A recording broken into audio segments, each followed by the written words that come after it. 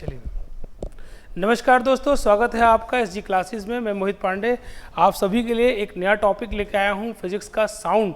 दोस्तों, साउंड मतलब ध्वनि। मैंने आपको अभी वेव्स कराया था पिछली वीडियो में।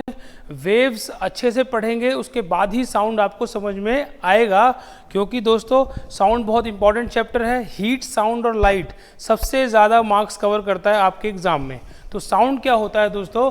Sound is a longitudinal wave. Sound क्या है? साउंड इज अ लॉन्गिट्यूडनल यानी अनुदैर्ध्य तरंगे होती हैं जिनको मीडियम की आवश्यकता होती है, जिनको माध्यम की आवश्यकता होती है एक जगह से दूसरी जगह जाने के लिए। तो साउंड इज अ सबसे पहले लॉन्गिट्यूडनल मैकेनिकल वेव्स। मैंने आपको पढ़ाया था दोस्तों कि मैकेनिकल वेव्स कौन सी होती हैं। मैकेनिकल वेव्स जिन्हें मीडियम की आवश्यकता होती है एक जगह से दूसरी जगह एनर्जी ट्रांसफर करने के लिए। Waves which require material medium for their propagation is known as mechanical wave. तो दोस्तों मैकेनिकल वेव्स दो तरह की बताई थी, लॉन्गिट्यूडनल अनुदैर्ध्य और ट्रांसवर्स अनुप्रस्थ तरंगे। लॉन्गिट्यूडनल वेव्स कौन सी होती हैं? जिनके पार्टिकल्स, मीडियम के पार्टिकल्स वेव की प्रोपगेशन की डायरेक्शन में चलते हैं, और ट्रांसवर्स जिसमें पार्टिकल्स मीडियम के परपेंडिकुलर चलते हैं, किसके? वेव की propagation of direction of propagation of wave की। तो sound is a longitudinal mechanical wave. बहुत इंपॉर्टेंट, जिसको मैं टिक करता जाऊंगा आप उसे अच्छे से रिवाइज करेंगे कि sound is a longitudinal mechanical wave. Mechanical wave है इसलिए इसे मीडियम की आवश्यकता पड़ती है, यानी माध्यम की आवश्यकता पड़ती है। अब दोस्तों साउंड को माध्यम की आवश्यकता पड़ती है, ठीक है, यानी कि अगर मीडियम ना हो, वायु ना हो, तो एक जगह से दूसरी जगह हम जो बोलते हैं वो किसी और को सुनाई नहीं देगा, यानी वैक्यूम में साउंड वेव्स ट्रैवल नहीं करती हैं। जबकि लाइट वेव्स जो कि इलेक्ट्रोमैग्नेटिक वेव्स होती हैं, विद्युत चुंबकीय तरंगे होती हैं, जिसमें फोटोन होते हैं छोटे छोटे पार्टिकल्स, और जो वेव और पार्टिकल दोनों नेचर होता है, वो बिना मीडियम के भी एक जगह से दूसरी जगह जाती हैं। इसीलिए उन्हें नॉन मैकेनिकल वेव्स भी कहा जाता है, इलेक्ट्रोमैग्नेटिक वेव्स भी कहा जाता है, और लाइट क्योंकि पार्टिकल की फॉर्म में होती है इसलिए ट्रांसवर्स वेव भी कहा जाता है। तो दोस्तों ये हमारा रिवीजन हुआ लॉन्गिट्यूडनल यानी अनुप्रस्थ अनुदैर्ध्य तरंगे। इसे क्या कहा जाता है? अनुदैर्ध्य तरंगे, और ट्रांसवर्स को अनुप्रस्थ। तो साउंड में आप सिर्फ लॉन्गिट्यूडनल मैकेनिकल वेव्स पढ़ने वाले हैं, इस पर ध्यान दीजिएगा। हम साउंड के फ्रीक्वेंसी के हिसाब से साउंड को तीन कैटेगरीज में बांटा गया है, वो पढ़ेंगे। उसके बाद उनके यूज़ पढ़ेंगे, ठीक है दोस्तों। उसके बाद हम साउंड की स्पीड पढ़ेंगे, किस मीडियम में साउंड की स्पीड कैसे फ्लक्चुएट करती है, बढ़ती है, घटती है। उसके बाद इंटेंसिटी पढ़ेंगे। तो आज हम साउंड के बारे में जानते हैं। साउंड की कैटेगरीज जान लीजिए दोस्तों। साउंड के फ्रीक्वेंसी के आधार पर साउंड को बांटा गया है। किसके आधार पर? फ्रीक्वेंसी यानी आवृत्ति के आधार पर। फ्रीक्वेंसी के आधार पर फ्रीक्वेंसी को इससे डिनोट करते हैं। तो दोस्तों ऑडिबल रेंज सबसे पहले कौन सी होती है? Audible range. ऑडिबल साउंड होता है जिसे हम क्या कहते हैं? श्रव्य ध्वनि या श्रव्य ध्वनि या श्रव्य तरंगे, ऑडिबल वेव्स। तो दोस्तों ऑडिबल साउंड क्या होता है? जो साउंड 20 हर्ट्ज, मैंने हर्ट्ज आपको बताया था फ्रीक्वेंसी की यूनिट है। हेनरिच हर्ट्ज साइंटिस्ट थे जिन्होंने किसकी? शॉर्ट रेडियो वेव्स की खोज की थी, माइक्रोवेव्स की खोज की थी, और फ्रीक्वेंसी की खोज भी इन्होंने ही की थी। नंबर ऑफ साइकिल पर सेकंड ही फ्रीक्वेंसी कहलाता है। ए पर यूनिट टाइम में कितना वाइब्रेशन किया पार्टिकल ने, उस पार्टिकल ने कितना कंपन किया एक सेकंड में, उसे हम फ्रीक्वेंसी कहते हैं। और दोस्तों 20 हर्ट्ज से लेकर 20,000 हर्ट्ज, बस ये याद रखिएगा, 20,000 हर्ट्ज तक। ये कौन सी रेंज आ गई? ये हुई हमारी श्रव्य तरंगें यानी श्रव्य ध्वनि। ये ध्वनि, इसकी प्रॉपर्टी है सेंसिटिव होती है ह्यूमन ईयर्स को, ह्यूमन ईयर्स कैन हियर, हमारे कान सुन सकते हैं इस ध्वनि को, इसीलिए इसे ऑडिबल साउंड का नाम दिया है, श्रव्य ध्वनि। 20 हर्ट्ज से नीचे यदि साउंड होगा हम नहीं सुन पाएंगे, 20 हर्ट्ज के ऊपर अगर साउंड हुआ तो भी हम नहीं सुन पाएंगे। तो दोस्तों 20 हर्ट्ज से ऊपर के साउंड को क्या कहते हैं? इसे हम कहते हैं अल्ट्रासोनिक वेव्स। अल्ट्रासोनिक वेव्स, जी हाँ दोस्तों, ये बहुत इंपॉर्टेंट वेव्स होती हैं अल्ट्रासोनिक वेव्स, जिन्हें हम कहते हैं पराश्रव्य तरंगें। पराश्रव्य तरंगें या पराश्रव्य ध्वनि।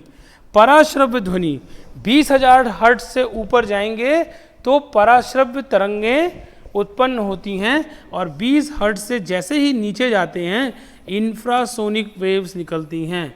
इंफ्रासोनिक वेव्स, इंफ्रासोनिक वेव्स को क्या कहते हैं दोस्तों? हिंदी मीडियम वाले जाने, अपश्रव्य तरंगें। अपश्रव्य तरंगें। अब दोस्तों अपश्रव्य तरंगें, अल्ट्रासोनिक वेव्स, ये कौन सुन पाते हैं? इंफ्रासोनिक वेव्स को आप ध्यान रखिएगा, हमेशा लार्ज बॉडीज से, बहुत इंपॉर्टेंट है, लार्ज बॉडीज से उत्पन्न होती हैं, बड़े ऑब्जेक्ट से, छोटे ऑब्जेक्ट से नहीं, बड़े ऑब्जेक्ट से। जैसे ओशियन की लहरें, समुद्र की लहरें, इंफ्रासोनिक वेव्स को हम लोग सुन पाते हैं। याद रखिएगा, इंफ्रासोनिक वेव्स को हम लोग थोड़ा सुन पाते हैं। ओशियन की वेव्स, लहरों की आवाज़ हम सुन लेते हैं, ओशियन वेव्स। दोस्तों एलिफेंट, जो एलिफेंट की आवाज़, कौन सी वेव्स हुई? बड़ा ऑब्जेक्ट है एलिफेंट, बड़ा होता है काफ़ी, तो एलिफेंट जो आवाज़ करता है वो इंफ्रासोनिक। व्हेल के द्वारा, व्हेल मछली होती है, व्हेल मछली, व्हेल मछली जो आवाज़ निकालती है उसे अल्ट्रासोनिक वेव्स कहा जाता है। अर्थक्वेक, अर्थक्वेक जब भूकंप आता है, जब भूकंप आता है तो ये काफ़ी कम फ्रीक्वेंसी पर होता है, काफ़ी कम फ्रीक्वेंसी पर होता है भूकंप का जो साउंड है, इसलिए ये हम सुन नहीं पाते, पर मधुमक्खियाँ इसे सुन लेती हैं। मधुमक्खियाँ इसे सुन लेती हैं, इसीलिए भूकंप आने से पहले अपना छत्ता छोड़कर भाग जाती हैं, क्योंकि वो इस साउंड को सुन पाती हैं, हम लोग इस साउंड को नहीं सुन पाते। तो बड़े ऑब्जेक्ट से जो वेव्स, जो ध्वनि निकलती हैं, उन्हें इंफ्रासोनिक यानी अपश्रव्य तरंगे कहा जाता है, जो कि 20,000 हर्ट्ज से नीचे, जो कि 20 हर्ट्ज से नीचे होती हैं, और 20,000 हर्ट्ज से ऊपर जो चली गई वो अल्ट्रासोनिक हो गई। और अल्ट्रासोनिक वेव्स का यूज़ पूछा जाता है दोस्तों, तो अल्ट्रासोनिक वेव्स जो होती हैं, अल्ट्रासोनिक वेव्स जो होती हैं दोस्तों, वो कहाँ पे काम आती हैं आपके? अल्ट्रासोनिक वेव्स, अल्ट्रासोनिक वेव्स हमें, सबसे पहला पॉइंट कि अल्ट्रासोनिक वेव्स, मैं अल्ट्रासोनिक के लिए लिख रहा हूँ, बहुत इंपॉर्टेंट है, सीधे पूछा जाता है कि इस क्रिया में किस तरह की वेव्स का इस्तेमाल किया जा रहा है। तो दोस्तों सबसे पहला पॉइंट है अल्ट्रासोनिक वेव्स, किसमें? सेंडिंग सिग्नल्स, जो सिग्नल भेजे जाते हैं, सेंडिंग सिग्नल्स, सिग्नल इधर से उधर जाते हैं, वो अल्ट्रासोनिक वेव्स ही होती हैं। सेकंड पॉइंट दोस्तों, डेप्थ ऑफ सी। अब डेप्थ ऑफ सी जो है, समुद्र की गहराई किससे नापी जाती है? सोनार से। सोनार एक इंस्ट्रूमेंट होता है जिसे हम क्या कहते हैं? Sound and navigation ranging. Sound and navigation ranging एक इंस्ट्रूमेंट होता है जिससे समुद्र के समुद्र के जल से एक वेव्स छोड़ी जाती हैं, वह उसके तल से टकराकर वापस आती हैं, उसी से हम मालूम करते हैं कि इसकी गहराई क्या है। तो डेप्थ ऑफ सी भी सोनार से कौन सी रेज निकलती है? Ultrasonic waves. ठीक है दोस्तों, सोनार से अल्ट्रासोनिक वेव्स निकलती है। और sound and navigation ranging, sound and navigation ranging, इसकी फुल फॉर्म पूछ ली जाती है। सोनार का लिक्सन थे एक साइंटिस्ट, उन्होंने सोनार का आविष्कार किया था। सोनार यंत्र का आविष्कार किसने किया था? इंस्ट्रूमेंट का लिक्सन ने। और रडार का टेलर थे, एडवर्ड टेलर, उन्होंने रडार की खोज की थी। अब दोस्तों तीसरा जो होता है वो होता है क्लीनिंग क्लॉथ। ठीक है। कपड़े धोने में भी इसका क्लीनिंग क्लॉथ। दूसरा, एरोप्लेन के पार्ट्स, एरोप्लेन के कुछ पार्ट्स होते हैं उनको क्लीन करने के काम आता है। एक और इसका यूज होता है machine parts of clock, machine parts of clock, घड़ियां होती हैं उनके पार्ट्स को क्लीन करने के लिए, एरोप्लेन के पार्ट्स को। और क्लीनिंग क्लॉथ, ये बहुत बार पूछा गया, एरोप्लेन के पार्ट्स को क्लीन करने में कौन सी तरह की वेव्स का इस्तेमाल किया जाता है? अल्ट्रासोनिक वेव्स का। दोस्तों चौथा पॉइंट आप करेंगे एंडोस्कोपी। एंडोस्कोपी, आप एंडोस्कोपी मतलब डॉक्टर को अगर हमारे इंटरनल ऑर्गन्स में कोई प्रॉब्लम आती है, एंडोस्कोपी के माध्यम से एक निडल या पाइप डाला जाता है, इंस्ट्रूमेंट वो वेव्स फेंकता है, वही है अल्ट्रासोनिक वेव्स। अल्ट्रासाउंड में अल्ट्रासोनिक वेव्स का इस्तेमाल दोस्तों किया जाता है, जिसे अल्ट्रासोनोग्राफी भी कहा जाता है। अल्ट्रासोनोग्राफी, अल्ट्रासोनोग्राफी, उसी अल्ट्रासाउंड को अल्ट्रासोनोग्राफी भी कहा जाता है। अब दोस्तों अब हम जान लेंगे आज साउंड की स्पीड, यानी साउंड, मान लीजिए मैंने कुछ बोला वो आप तक पहुंचा और कितनी जल्दी पहुंच जाता है, तो इसका वेग क्या होता है? क्या जब हम पानी में बोलेंगे तो भी ये इसी तरह पहुंचेगा?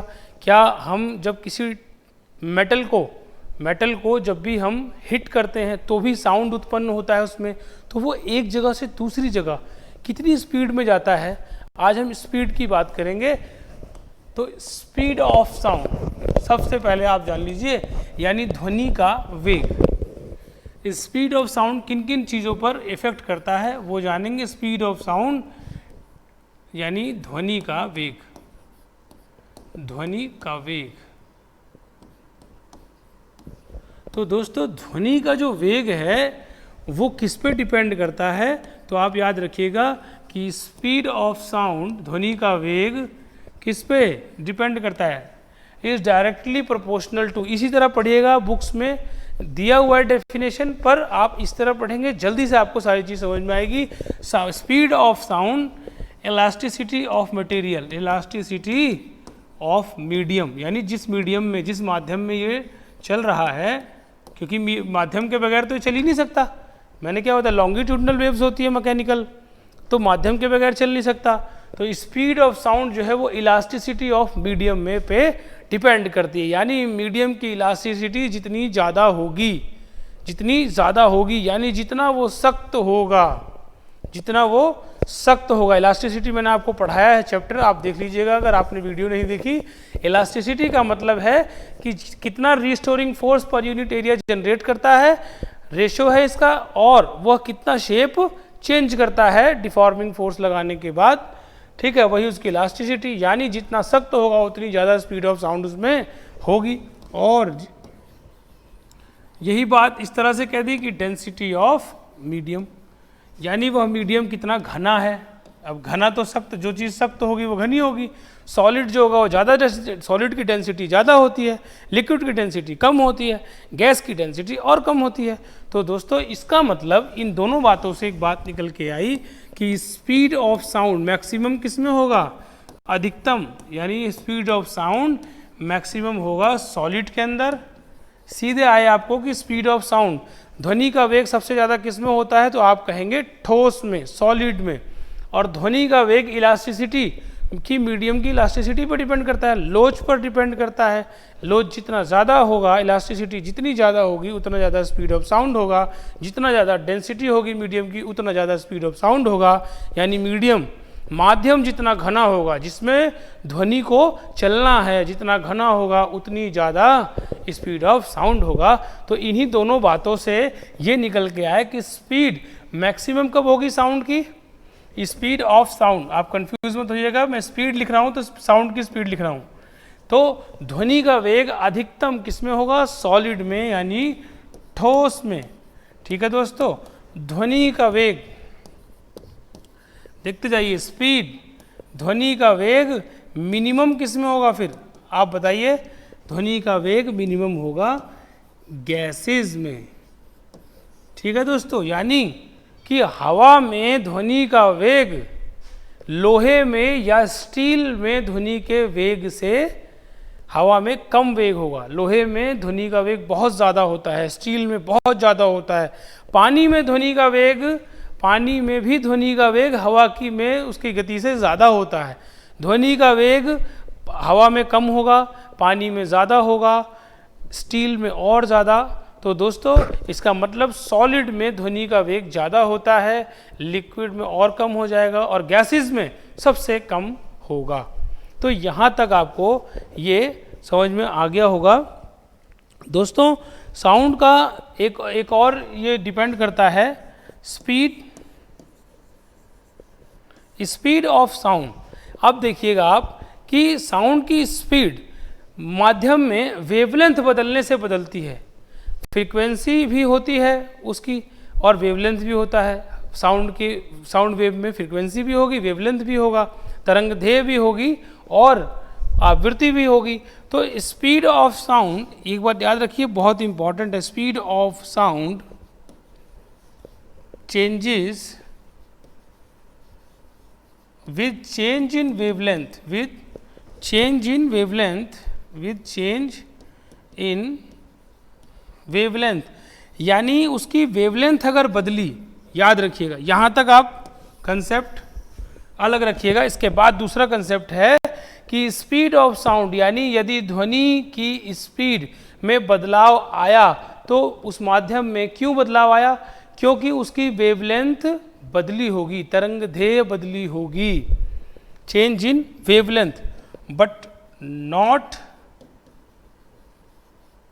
Not depend on frequency, but not depend on eta. मैं फ्रीक्वेंसी लिख दे रहा हूँ, आवृत्ति।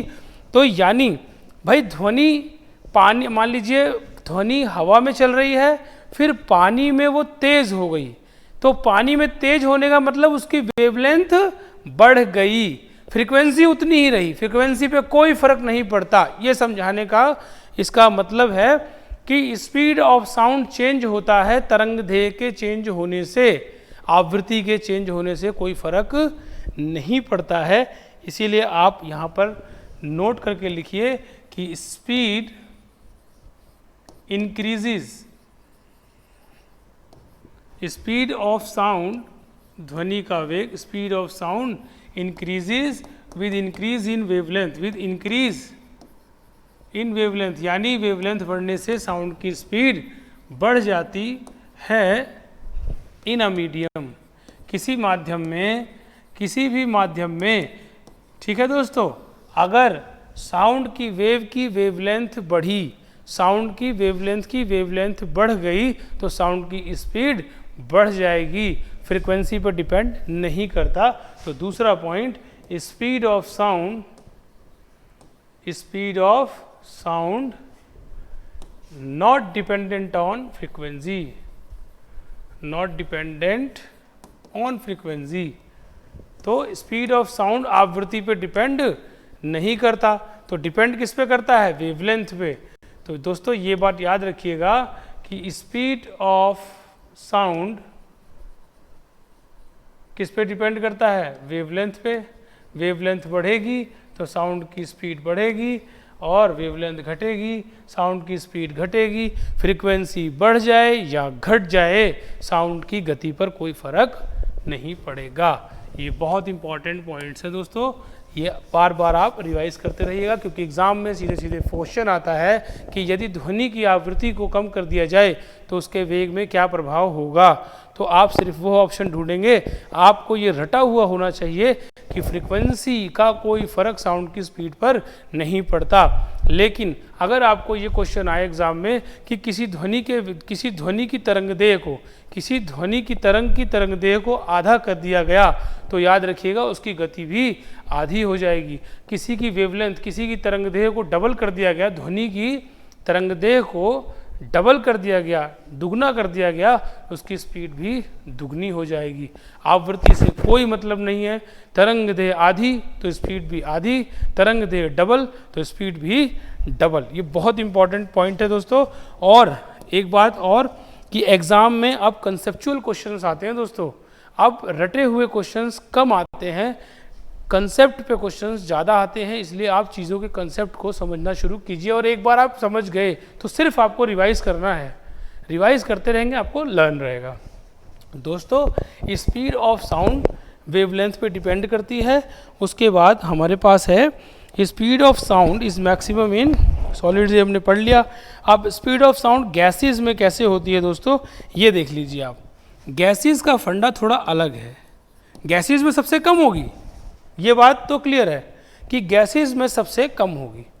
पर सॉलिड में क्या होता है, जो ज़्यादा घनी होती है ना, ज़्यादा घना सॉलिड होगा उसमें ज़्यादा होगी। पर दोस्तों आइए गैसेस का देखते हैं क्या होता है कि गैसेस में स्पीड ऑफ साउंड कैसे चलता है। जब आपसे पूछे सॉलिड लिक्विड गैस तो आप कहेंगे गैसेस में मिनिमम, लेकिन जब आपसे गैसेस पूछे तो थोड़ा सा कंसेप्ट अलग कर लीजिएगा कि स्पीड ऑफ साउंड गैसेस में होता क्या है। फॉर्मूला देखिएगा और उसके बाद आप सोचिएगा। स्पीड ऑफ साउंड गैसेस में क्या होता है, under root adiabatic constant pressure, ठीक है दोस्तों, प्रेशर ऑफ गैस, उस गैस का एडियाबैटिक कांस्टेंट, वो गैस कितने प्रेशर पर है। और दोस्तों ये क्या बताया था आपको, ये होती है डेंसिटी। बस अब आपको इसी पे ध्यान देना है दोस्तों, density of gas.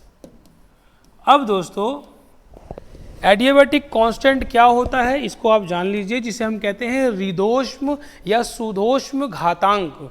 Adiabatic constant होता है molar heat capacity at constant pressure और molar heat capacity at constant volume.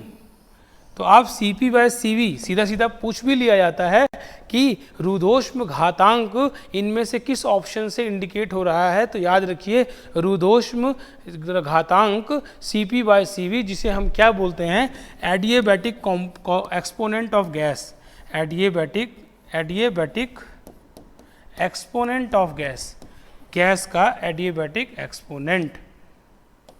अब दोस्तों अगर स्पीड ऑफ साउंड डिपेंड कर रहा है किस पे, डेंसिटी पर, कैसे, इन्वर्सली, व्युत क्रमानुपाती है, इन्वर्सली प्रोपोर्शनल है, तो क्या मैं लिख सकता हूं speed of sound,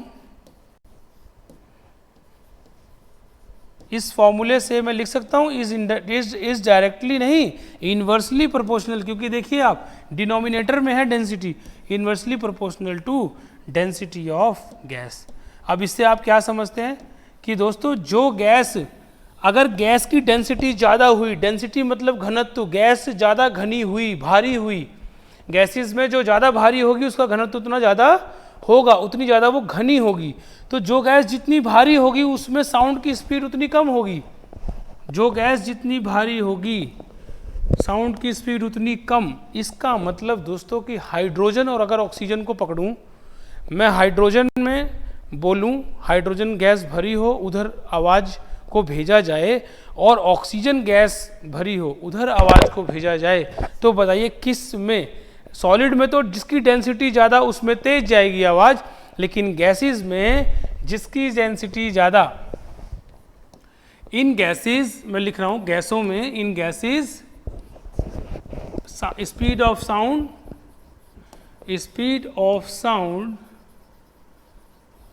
is more, ज़्यादा किस में होगी, इन लेस डेंस गैसेस। अब डेंस का मतलब भारी, और भारी मतलब उसका एटॉमिक मास। आपने पढ़ा होगा कि गैसेस का, एलिमेंट्स का, सभी एलिमेंट्स हैं तो गैसेस इनके एटॉमिक मास होते हैं। जैसे मैं हाइड्रोजन लेता हूँ, हाइड्रोजन H11 और ऑक्सीजन जिसका एटॉमिक नंबर 16 और एटॉमिक मास, सॉरी दोस्तों 16 नहीं होगा, एटॉमिक नंबर इसका 8 होता है और इसका एटॉमिक मास 16 होता है।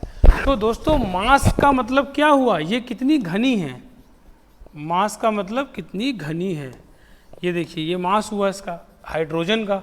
तो अब आप बताइए इन दोनों में से स्पीड ऑफ साउंड किस में ज़्यादा रहेगा। दोस्तों मैंने आपको बताया कि जब गैस की बात हो तो स्पीड ऑफ साउंड गैस में तो सबसे कम होगा, पर सिर्फ जब गैस की बात हो रही हो तो किस गैस में तेज होगा, तो जो गैस जितनी हल्की होगी उसमें साउंड की स्पीड उतनी ज़्यादा होगी। तो जो गैस जितनी हल्की होगी साउंड की स्पीड उसमें उतनी ज़्यादा होगी। तो साउंड की स्पीड इसमें कितनी होगी? ज़्यादा होगी। किसकी? Speed of sound in hydrogen. और कितनी ज़्यादा होगी? ये 16 गुना ज़्यादा है ना इससे, ये 16 गुना ज़्यादा है। तो फॉर्मूले के हिसाब से रूट में जब आप 16 डालिएगा तो क्या हो जाएगा? रूट 16 तो 4 हो जाता है। तो यानी हाइड्रोजन में speed of sound in hydrogen, speed of sound in hydrogen पूछ लिया जाता है दोस्तों कि साउंड की स्पीड हाइड्रोजन में इज 4 टाइम्स, 4 गुना ज़्यादा होगी, 4 टाइम्स देन इन ऑक्सीजन।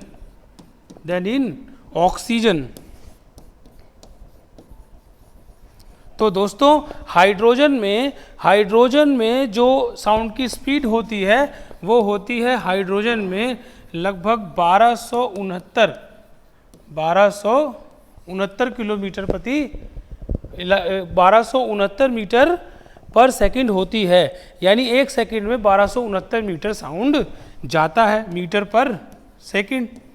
अब दोस्तों ये याद रखिएगा कि हाइड्रोजन में अगर 1269 मीटर पर सेकंड है तो ऑक्सीजन में क्या होगा? क्योंकि हाइड्रोजन हल्की गैस है, हाइड्रोजन की डेंसिटी कम है। सबसे हल्की गैस, सबसे हल्का एलिमेंट हाइड्रोजन, सबसे हल्की गैस हाइड्रोजन है और सबसे ज़्यादा मात्रा में ब्रह्मांड में हाइड्रोजन पाया जाता है। आपको मैंने बताया कैवेंडिश ने इसकी खोज की थी हाइड्रोजन की।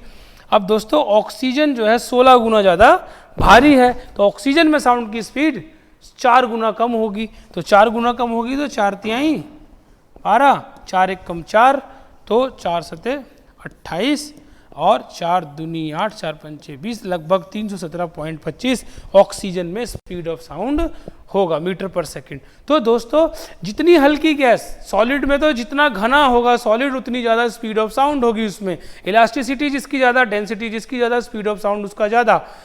गैसेस में सबसे कम स्पीड ऑफ साउंड होगा, सॉलिड में सबसे ज़्यादा होगा। लेकिन जब सिर्फ गैस की बात आ जाए कि बताइए किस गैस में स्पीड ऑफ साउंड ज़्यादा या कम है, तो आपको गैस के मास को देखना है। जो ज़्यादा घनी होगी, जो ज़्यादा भारी होगी वो ज़्यादा घनी होगी। तो ज़्यादा घनी होगी तो स्पीड ऑफ साउंड क्या होगा? कम होगा, क्योंकि स्पीड ऑफ साउंड जो होता है वह व्युत्क्रमानुपाती होता है। किसका? इन्वर्सली प्रोपोर्शनल होता है, व्युत्क्रमानुपाती होता है स्पीड ऑफ साउंड के। तो वो फॉर्मूला डेंसिटी वाला याद रखिएगा। डेंसिटी बढ़ेगी गैस की, उसका घनत्व तो बढ़ेगा। गैस भारी होगी जितनी, उतना स्पीड ऑफ साउंड कम होगी। दोस्तों जितनी हल्की गैस होगी उसमें स्पीड ऑफ साउंड उतनी ज़्यादा होगी। नाइट्रोजन और ऑक्सीजन को अगर आपसे पूछा जाए तो नाइट्रोजन हल्की गैस है, ऑक्सीजन भारी है। नाइट्रोजन का 14 होता है एटॉमिक मास, ऑक्सीजन का 16 होता है। तो नाइट्रोजन में ऑक्सीजन से तेज चलेगी। ऑक्सीजन से आगे जितने भी एटॉमिक बढ़ते जाएंगे, गैसेज आएंगी, तो ऑक्सीजन से भारी गैस होगी तो ऑक्सीजन में तेज चलेगी स्पीड ऑफ साउंड, और उस भारी गैस में स्पीड ऑफ साउंड कम रहेगा। तो स्पीड ऑफ साउंड मैंने सॉलिड, लिक्विड, गैस बता दिया और आपको स्पीड ऑफ साउंड गैसेस का बता दिया। और एडियाबैटिक एक्सपोनेंट को मत भूलिएगा, CP/CV होता है जिसे हम रुद्धोष्म घातांक कहते हैं। तो दोस्तों अब देखते हैं कि प्रेशर और टेम्परेचर का स्पीड ऑफ साउंड पर क्या इफेक्ट पड़ता है। तो अच्छा, वेवलेंथ का जो है टेम्परेचर जो है साउंड की वेवलेंथ पर कैसे फ़र्क डालता है। प्रेशर कैसे उसकी वेवलेंथ, भाई वेवलेंथ पर फ़र्क डालेगा तभी तो उसकी स्पीड बदल रही थी। वेवलेंथ बढ़ जाएगी तो स्पीड बढ़ जाएगी, वेवलेंथ कम हो जाएगी तो स्पीड कम हो जाएगी। तो वेवलेंथ पर टेम्परेचर और प्रेशर कैसे फ़र्क डालते हैं ये देखते हैं। Temperature, effect of temperature and pressure, effect of temperature and pressure किस पर? On wavelength of sound. एक ही बात है, वेवलेंथ पर फर्क डालेंगे तो स्पीड ऑफ साउंड पर फर्क डालेंगे। तरंग देह पर वेवलेंथ ऑफ साउंड। एक बात याद रखिएगा कि साउंड की जब भी बात हो आप सिर्फ वेवलेंथ में चेंज देखेंगे तभी घटाएंगे बढ़ाएंगे। फ्रीक्वेंसी से साउंड को कोई फर्क नहीं पड़ता है, क्योंकि फ्रीक्वेंसी का मतलब है तीखापन। साउंड कितना तीखा है, किसी की आवाज़ तीखी है अगर और किसी की थोड़ी सॉफ्ट आवाज़ है, इसका मतलब तीखे वाले की फ्रीक्वेंसी ज़्यादा है। ठीक है दोस्तों, तो साउंड की स्पीड पे फर्क नहीं पड़ता, फ्रीक्वेंसी बदलने से साउंड की स्पीड पर फर्क नहीं पड़ता, सिर्फ साउंड की क्वालिटी बदल जाती है, नेचर ऑफ साउंड बदल जाता है। स्पीड ऑफ साउंड कभी नहीं बदलता, स्पीड ऑफ साउंड वेवलेंथ बदलने से बदलता है। दोस्तों पहले प्रेशर को देख लेते हैं। अगर किसी मान लीजिए साउंड जो है वो हवा में चल रहा है, हवा में बात हो रही है, तो हवा का कुछ प्रेशर होता है, एटमॉस्फेरिक प्रेशर, मैंने आपको बताया था। प्रेशर घट जाता है तो बैरोमीटर का एकदम से नीचे आना यानी तूफान आएगा, यानी उस जगह पर लो प्रेशर हो गया है, तो हाई प्रेशर वाली जगह से लो प्रेशर वाली जगह पर हवा आती है। तो ऐसे ही हवाओं का प्रेशर, हवा का प्रेशर होता है, उस माध्यम का प्रेशर होता है। तो याद रखिएगा, अगर किसी माध्यम का प्रेशर घटाया या बढ़ाया जाए, स्पीड ऑफ साउंड पर कोई फर्क नहीं पड़ेगा। प्रेशर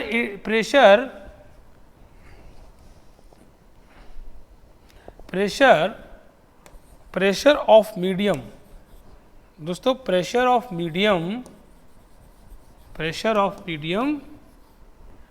आइदर इंक्रीजेज और डिक्रीजेज, आइदर चाहे वो बढ़े या घटे, प्रेशर बढ़ जाए या घट जाए, इंक्रीजेज और decreases, there will be no effect on speed of sound, there will be no effect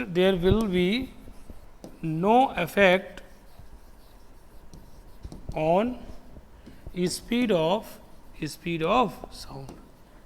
ठीक है दोस्तों, there will be no effect on speed of sound, speed of sound पे कोई फर्क नहीं पड़ता। प्रेशर यानी दाब चाहे बढ़ जाए चाहे घट जाए, स्पीड ऑफ साउंड पर कोई फर्क नहीं पड़ता। लेकिन जैसे ही हम बात करेंगे टेम्परेचर की, बहुत इम्पॉर्टेंट है, अभी इसका मैं आपको प्रैक्टिकल वैल्यू भी बताऊंगा एयर की। टेम्परेचर को यदि हम बढ़ाते हैं यानी इंक्रीज करते हैं तो वेवलेंथ यानी तरंगदैर्घ्य, अगर टेम्परेचर यानी सर्दियों से गर्मियों की ओर आते हैं तो टेम्परेचर बढ़ता है, यानी टेम्परेचर को बढ़ाने से स्पीड ऑफ साउंड क्या हो जाता है दोस्तों, बढ़ता है। स्पीड ऑफ साउंड बढ़ता है। तो दोस्तों अगर बढ़ता है तो टेम्परेचर के घटने से घटेगा भी स्पीड ऑफ साउंड। तो बढ़ता किस दर से है, अगर हमने 1 डिग्री सेल्सियस तापमान बढ़ा, मान लीजिए हमारे वायुमंडल का 1 डिग्री तापमान बढ़ गया, तो साउंड की स्पीड जो है वो 0.61 मीटर पर सेकंड बढ़ जाती है, इंक्रीज हो जाती है। अगर 1 डिग्री, मान लीजिए आज 25 डिग्री तापमान है, मान लीजिए आज 25 डिग्री तापमान है, तो और कल 26 डिग्री हुआ, तो साउंड की स्पीड जो आज थी उससे 0.61 मीटर पर सेकंड कल बढ़ जाएगी। तो 1 डिग्री बढ़ने पर 0.61 मीटर पर सेकंड बढ़ जाती है। तो दोस्तों साउंड की स्पीड 0 डिग्री पर स्पीड ऑफ साउंड क्या होगा, स्पीड ऑफ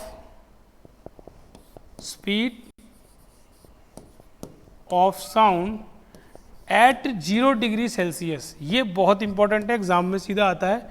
0 डिग्री तापमान पे साउंड का स्पीड होता है 332.5 मीटर पर सेकंड। ठीक है दोस्तों, 332.5 मीटर पर सेकंड। अब पर आवर में निकालना हो आपको, पर आवर में निकालना हो आपको, मीटर पर सेकंड है, तो किलोमीटर पर आवर में निकालना हो तो आप इसे 10/36 से मल्टीप्लाई कर सकते हैं। अब मान लीजिए स्पीड ऑफ साउंड, लगभग स्पीड ऑफ साउंड 0 डिग्री पे 332.5 मीटर पर सेकंड है, तो स्पीड ऑफ साउंड 1200 समथिंग आता है, 1200 speed of sound 20 degree Celsius पर क्या होगा, 20 डिग्री सेल्सियस पर मैंने बताया 1 डिग्री सेल्सियस बढ़ता है तो 0.61 मीटर पर सेकंड स्पीड ऑफ साउंड बढ़ जाता है। तो 20 से अगर मैं इसको गुणा करूं, 20 डिग्री बढ़ा है ना, तो 20 गुणा 0.61, तो ये कितना हो जाएगा दोस्तों, लगभग हमारे पास ये आ गया। तो दोस्तों लगभग ये 12 डिग्री हमारा बढ़ जाएगा, लगभग 11 और 12 डिग्री बढ़ता है तो 20 डिग्री, यानी 20 डिग्री हमारा तापमान, लगभग 12 डिग्री बढ़ा तो 343 मीटर पर सेकंड 20 डिग्री सेल्सियस पर होता है। आपसे सीधा पूछा जाता है एग्जाम में speed of sound eight 20 degree Celsius, तो 343 मीटर पर सेकंड। 0 डिग्री सेल्सियस पे साउंड की गति क्या होती है, तो 332.5 मीटर पर सेकंड। यानी 0 से 20 डिग्री पे आने में साउंड की स्पीड देखिए बढ़ती जा रही है। तो टेम्परेचर बढ़ाने से साउंड की स्पीड बढ़ती है, टेम्परेचर घटाने से साउंड की स्पीड घटती है। ऐसे ही दोस्तों प्रेशर और टेम्परेचर के साथ साथ हमारे पास क्या होता है, ह्यूमिडिटी यानी आर्द्रता। क्या होता है, आर्द्रता। तो आर्द्रता जो होती है ना दोस्तों, आर्द्रता को बढ़ाने से, जैसे जैसे आर्द्रता क्या होती है कि हवा में पानी के कितने वेपर्स है, पानी की कितनी मात्रा है हवा में, उसी को हम ह्यूमिडिटी कहते हैं, आर्द्रता, ह्यूमस। तो आर्द्रता बढ़ने से, इंक्रीज होने से हवा में आर्द्रता बढ़ती है, टेम्परेचर बढ़ेगा तो आर्द्रता बढ़ेगी, तो स्पीड ऑफ साउंड बढ़ता है। आर्द्रता घटने से स्पीड ऑफ साउंड घटता है। अब आप कहेंगे एयर की बात है सर, तो आर्द्रता बढ़ती है, तो याद रखिए आर्द्रता बढ़ती है तो स्पीड ऑफ साउंड बढ़ता है। क्यों? क्योंकि गैस मैंने बताया था जितनी ज़्यादा घनी होगी उतनी कम स्पीड ऑफ साउंड। तो याद रखिएगा कि ह्यूमिड एयर यानी आर्द्रता जितनी बढ़ती है हवा का घनत्व उतना घटता है, हवा उतनी हल्की हो जाती है। ह्यूमिड एयर डेंसिटी, हवा जो हमारी ह्यूमिड एयर की डेंसिटी होती है वो कम होती है। याद रखिए ह्यूमिड, इनमें से किसकी डेंसिटी कम है, आपसे ऑप्शन देके पूछेगा। ह्यूमिड एयर यानी आर्द्र हवा की का घनत्व कम होता है, किससे, ड्राई एयर से, ड्राई एयर से। इसीलिए तो आर्द्र हवा, जितनी हवा आर्द्र होती जाएगी उतनी हल्की होती जाएगी, उतना स्पीड ऑफ साउंड उसमें बढ़ता जाएगा। तो दोस्तों हमने साउंड पढ़ा, तीनों कैटेगरीज पढ़ ली साउंड की फ्रीक्वेंसी के आधार पर, और उसके बाद स्पीड ऑफ साउंड किन किन चीज़ों पर डिपेंड करता है। सॉलिड में वो डेंसिटी पे और इलास्टिसिटी पे, सॉलिड में सबसे ज़्यादा, गैसेस में सबसे कम। गैसेस में जो जितनी ज़्यादा घनी होगी उसमें उतना धीरे होगा, ध्वनि का वेग जो जितनी हल्की गैस होगी उतना ज़्यादा होगा। प्रेशर का कोई इफेक्ट नहीं होता है साउंड की गति पर, फ्रीक्वेंसी का कोई इफेक्ट नहीं होता, तरंग दैर्घ्य का साउंड की गति पर इफेक्ट होता है। और टेम्परेचर का कोई इफेक्ट नहीं, टेम्परेचर बढ़ाने से गति बढ़ती है, टेम्परेचर घटाने से गति साउंड की घटती है। और दोस्तों ह्यूमिडिटी, आर्द्रता हमने पढ़ा कि आर्द्रता अगर बढ़ेगी, क्योंकि आर्द्र हवा हल्की होती है, उसका घनत्व हल्का होता है ड्राई एयर से, तो ह्यूमिडिटी जितनी बढ़ेगी उतनी ज़्यादा साउंड की स्पीड बढ़ती जाती है। दोस्तों तो आज की क्लास यहीं पर समाप्त करते हैं। अच्छे से रिवाइज कीजिएगा और टॉपिक आप अच्छे से पढ़ेंगे तो आपको अच्छे से याद होता रहेगा। और दोस्तों वीडियो को लाइक और कमेंट करना मत भूलिएगा। धन्यवाद दोस्तों।